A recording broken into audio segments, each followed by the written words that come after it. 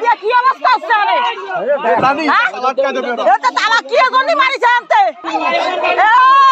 আর মারামারি আনিস না তোরা আর মারামারি আনিস না মারামারি আনিস না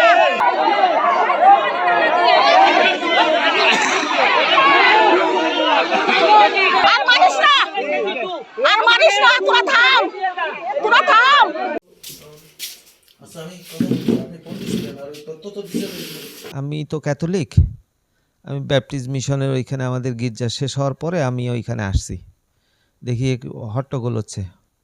তা হট্টগোলের শব্দ শুনে দ্রুত আসতে আসতে দুইজনরে ইনজুরি করে ফেলছে মাথায়। এইখান থেকে একজনের মনে হয় 8টা না 10টা সেলাই লাগছে, আর একজনের 4টা না 5টা লাগছে।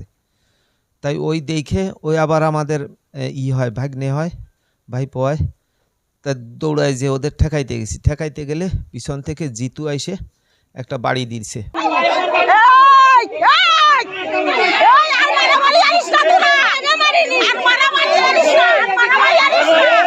আমাদের ওই মিশনে কিছু অনুদান সরকারিভাবে দেয়, বুঝছেন, বড়দিন উপলক্ষে।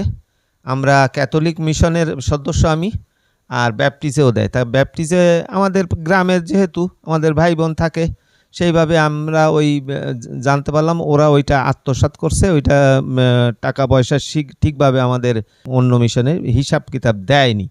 তখন তারা উত্তেজিত হয়ে বলিছে যে এই হিসাব দিতে হবে। তখন বলিছে যে দেবাশিস বলল কি মস্তানদের কোনো আমরা হিসাব দিব না।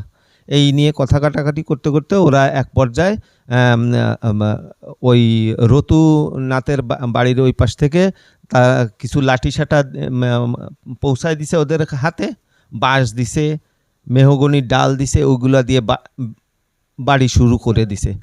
আর এখানে সরকারি যে একটা অনুদান দেয়, সেই অনুদানটার পরিমাণ ছিল 19,000 টাকা, 500 কেজি চাল।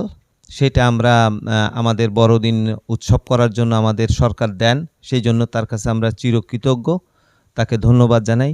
কিন্তু সুন্দর একটা পরিকল্পিত সাজানো নাটক তৈরি করছে দেবাশিস। আমাদের মিশনে কিছু অনুদান আসে সরকারিভাবে, 19,000 টাকা সরকারের থেকে দেওয়া হয়। কিন্তু দেবাশিস বিশ্বাস সেই টাকাটা আমাদের কোনো হিসাব দিতে অস্বীকার করে, যে সে কি করছে টাকাটা আমাদের হিসাব না দিয়ে সে উত্তেজিতভাবে আমাদেরকে মানে খুব বেধক মানুষজন নিয়ে মারধর করে। জন হাসপাতাল আছে, আমার সেই বৌমা, আমার সেই শ্বশুরমশাই হয়, যাই হোক আছে, এরা সব হাসপাতালে আছে।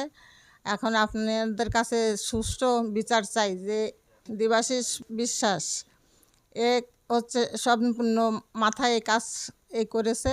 বিপ্র আছে, বিপ্লব, সুজন, চন্দন, জিতু, তারপরে এরা অনেকেই আছে, এরা এই কাজগুলো করেছে।